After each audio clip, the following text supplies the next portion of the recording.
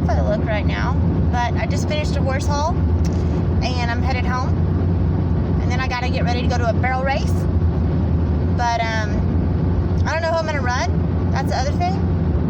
I haven't been to this arena in like 8 years, and it's a benefit, and I really want to run Spencer because it's outdoors, and he hasn't gotten to run outside in a while. But he's been sitting in a pen, like I haven't gotten to ride him because I haven't been home, so I don't think he's got a whole lot of air. And I really want to I want to nominate like this race for the WCRA to get some points, and kind of want to try to like do the whole top 45 and then WCRA thing this segment. So kind of need to run my good horse, but he's kind of just sitting there. But it's the beginning of the segment, so I need to start stacking points. It's like, I don't know what to do. I got 2 hours to figure it out. He's turned out at least, so maybe he's been walking, but that sucker's gotten a little bit chonky since the weather cooled down. A little chonky. Dottie, hers is being good right now, but hers be bad this morning. Let me tell you that I let Dottie out to go to the bathroom this morning.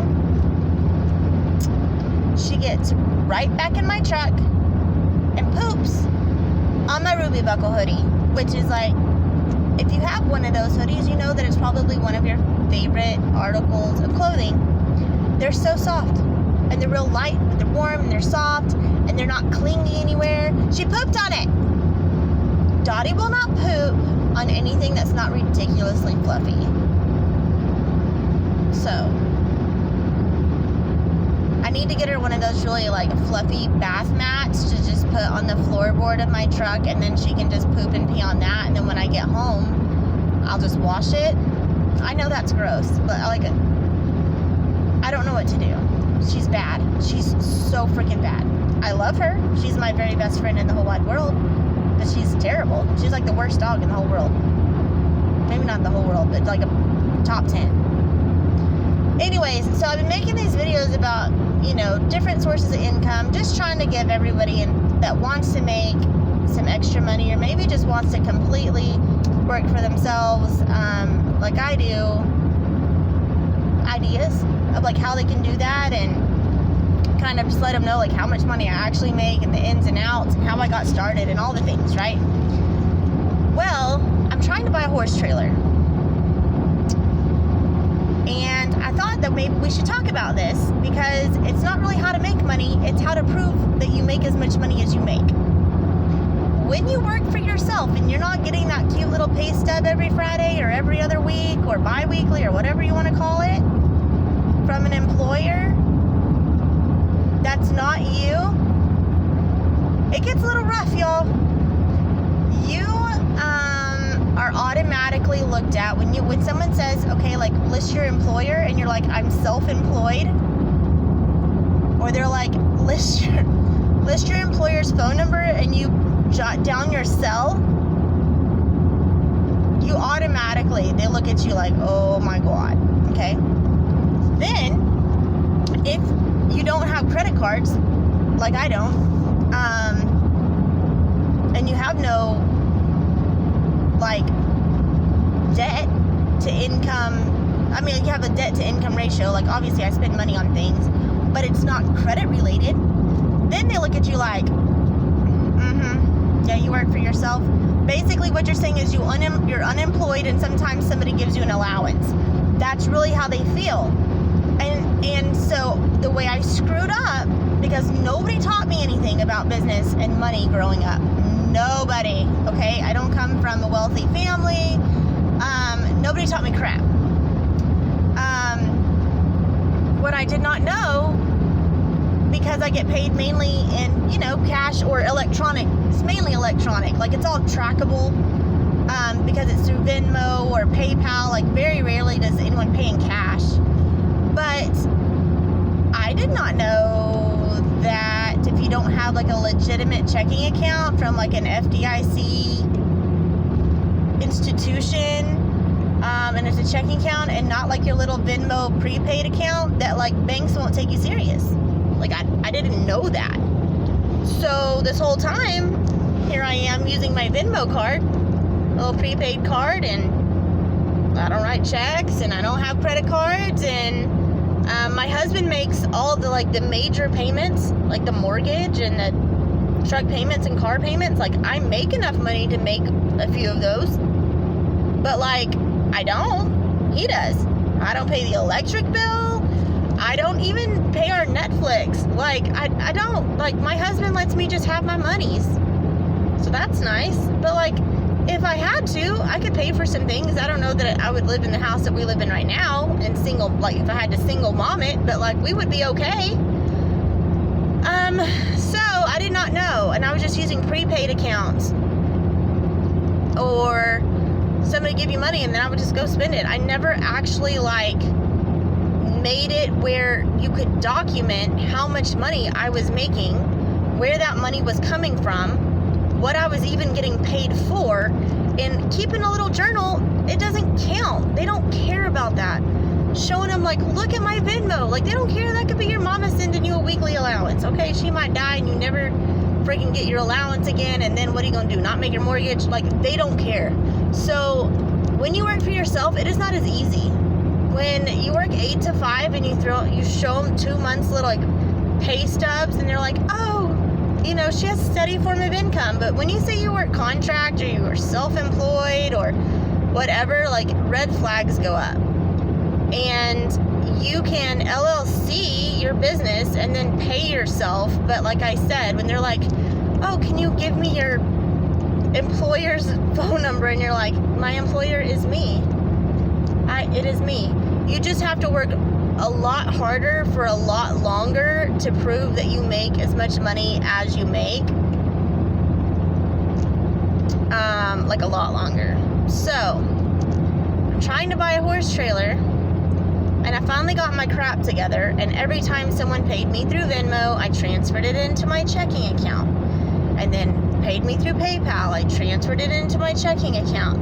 If I won money at a barrel race, even if they pay cash, I deposited it into the ATM. Like, we all know that people don't like to claim cash so that they don't have to pay taxes on it.